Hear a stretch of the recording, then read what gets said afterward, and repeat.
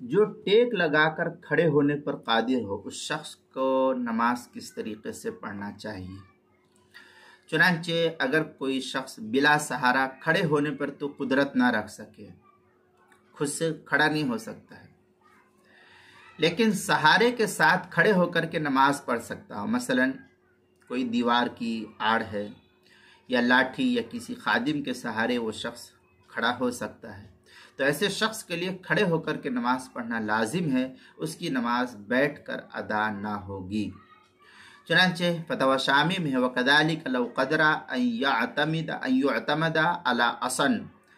او کان لہ خادم او اتکان علیہ قدر علی القیام۔ اس طریقے کی عبارت جو ہے فتوی شامی جو زکریہ بک ڈپو دیوبند کا ہندی نسخہ اس کی دوسری جلد صفحہ 567، اور جو بیروت کا چھپا ہوا نسخہ فتوی شامی کا اس کی دوسری جلد صفحہ